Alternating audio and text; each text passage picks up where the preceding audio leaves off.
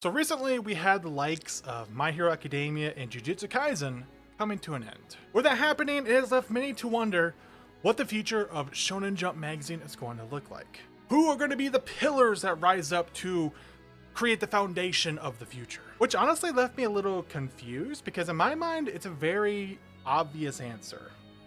It's Kagurabachi, baby. Now it has been a few months since the last time I covered Kagurabachi on the channel here, but that has not stopped it from releasing a steady stream of chapters pretty much every single week since. Which is no exaggeration, because I'm pretty sure the author Hokuzono does not know what a break is.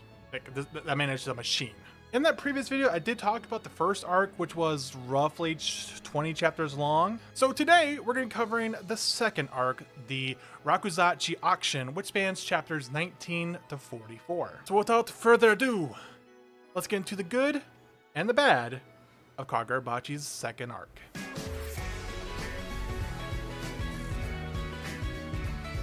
So right off the bat, I do want to say that the Rakuzaichi auction has a lot of good qualities to it. We have the introduction of many excellent characters, some of who are allies and some are enemies. We have ourselves a fun setting, which leads to a lot of dynamic and memorable action set pieces. And of course, further development on the lore and the way that the power system of this world works. And let's begin some of the good by talking about who might be my favorite character in this whole series so far, that being Hakuri Sazanami.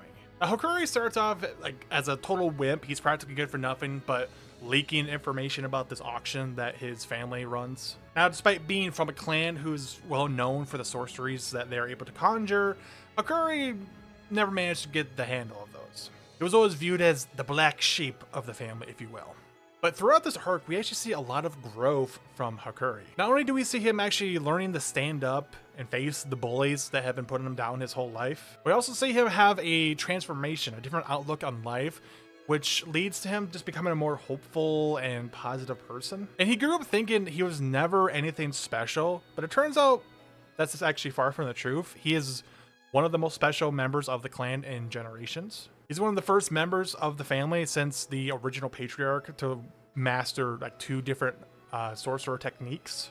The first being the storehouse subspace, and the second being the ISO shockwave. And while Hakuri does take a lot of steps into growing into a better person, there's still a lot of room left for him going forward. I, for one, am very excited to see how Hakuri continues to grow and develop in future story arcs.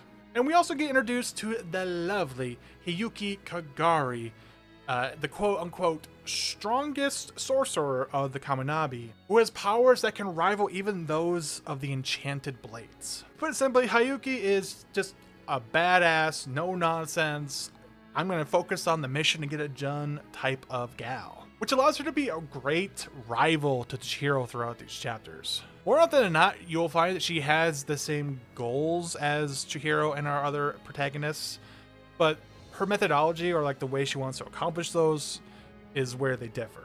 So for that reason, she will often enter a scene as the wild card. Like, you're never really sure if she's going to 100% be on board with our group of heroes, or if she's going to be a thorn in the side that complicates matters. But one thing's for certain, when she does show up, there's going to be some fun times ahead. Just overall another fantastic addition to an already great cast of characters. And the final character I want to highlight before we move on to some other good parts of this arc is the character Kiora Sazanami. Kiora is Hakuri's father and the current patriarch of the Sazanami clan, who is the one in charge of the auction where this whole storyline takes place. Now, Genichi Sojo, the villain from the first arc, he was very chaotic. He was almost kind of Joker-esque, and just the way he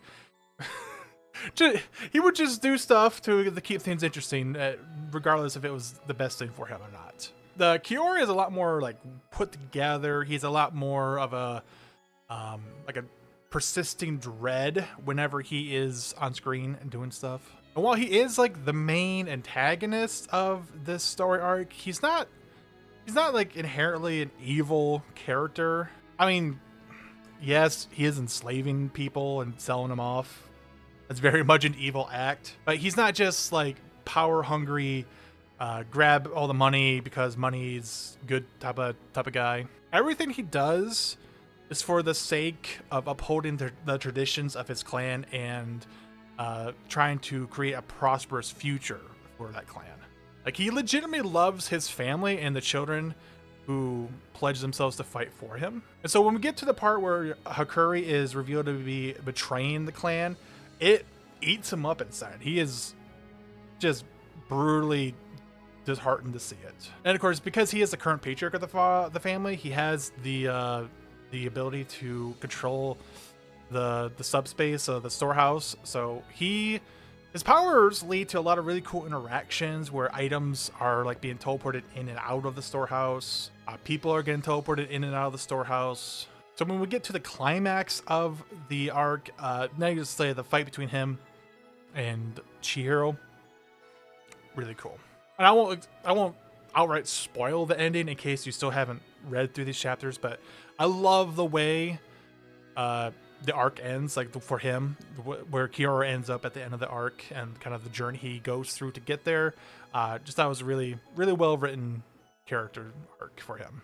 I already kind of touched on it briefly, but the setting of the auction is really fun. We got this grand stage with an audience watching everything unfold in front of us. And then around the sides and underneath the stage, we got ourselves a whole bunch of guards and just all sorts of obstacles that our heroes have to fight through. And then of course there's the storehouse area that I already mentioned people get teleported in and out of. So once we go in there, there's also a lot of fun stuff that happens. So while Kagurabachi is a story that like more or less takes place in the real world, it's just a world that's full of sorcerers. The way everything unfolds and like the settings that we've been to so far have made it feel very fantastical, even though it's technically not. And then the last bit of praise I want to heap on the Rakuzaichi arc is the little tidbits of like world building and lore that we get throughout it. Now, like thanks to Hakari and the interactions he has with Shiba, we get to learn a bit more about the way how sorcerers develop their powers and the way they are able to channel like the spiritual energy into creating their spells. It's also cool to see how this auction is like the central hub for a lot of underworld criminal activities and all sorts of stuff like that. And because the main attraction of the auction, the Senuchi, one of the enchanted blades, is being put up for sale, we get to learn a bit more about the history of the enchanted blades and the effect they had on that great war that we were told happened before the events of the series. Like we start seeing the actual devastation that the Senuchi can cause, and it really brings into question like what was the enemy humanity was fighting against at the beginning of the war. And it's like, why did we need something as devastating as these enchanted blades to put a stop to it? Which does kind of lead into some of the stuff I'm not a huge fan of. We do get the introduction of the Hishaku leader in the story arc. He is here at the auction wanting to see the sale of the enchanted blade go through. So let me just say, I don't really like the Hishaku leader showing up here at the auction. Now, don't get me wrong, I think he has cool vibes to him. He kind of has a badass feel, and he's clearly very strong, and he makes it known to Chihiro that he's not to be trifled with. Like, he's able to disarm Chihiro without even breaking out any of his sorcerer abilities. Like, he just hand-to-hand combat is more than enough to deal with the sword. But the reason I'm not a fan of him showing up here is because it brings up a trope you'll see in fiction pretty often that just grinds my gears. That trope being like when the hero is captured or put into a scenario where they really should not be able to escape from the villain, but then the villain is too busy like monologuing or just delivering exposition to the reader rather than just like killing the hero or, you know, carrying out their plan. Now, I do know that the Hishaku leader does make mention of like Chihiro is it's too early to harvest the crop that he sowed or something along that line. So clearly he does have plans for Chihiro down the line and he needs them alive. But it's just like, I don't know, man. He just shows up, flexes, and then it's like, all right, bye. I'm gonna go do something else. Like, his appearance here really just felt like it was a reminder to be like, hey, We haven't forgotten about that group of sorcerers who killed Chihiro's dad. They're still around. And yeah, here's some exposition about the Tsunuchi that we need in order for like the rest of this arc and the next arc to happen. It's like, okay, yeah, I guess we need that information in order for the story to happen. And then one last nitpick before we wrap up is I was a little disappointed that we had some characters like Char and Hinao not really play a role in this arc.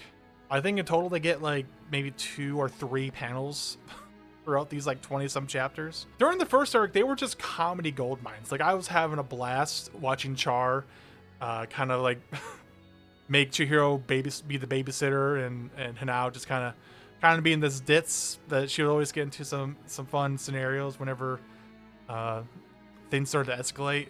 And so the fact that they're just not around as often, which is a little disappointing. But I get it, you know, the stakes are being escalated. They don't have a whole lot of powers to themselves, so they don't really get involved in the fights. So, like, I get it. I just hope that in the future chapters, they get more screen time. But okay, so to kind of like wrap up my thoughts on the Rakuzaichi auction, I thought it was a very strong, solid follow-up to the first arc. We had the stakes being raised. We had a bunch of new characters who I think were all worthy additions to the story. I thought the action was just as good, if not better, than that first arc. And of course, we have more world building, more of the story being unfolded, which is always fun to get.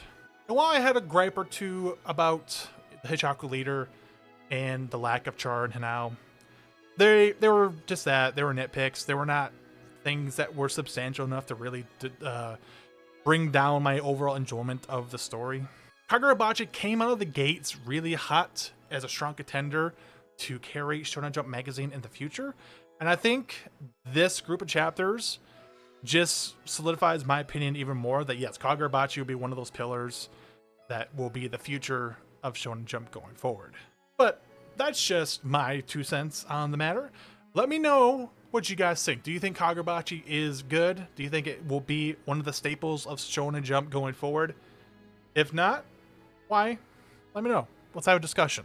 But that's all I have for you guys today. Thank you so much for watching my video. I hope you all be good people, and I'll catch you next time. Peace.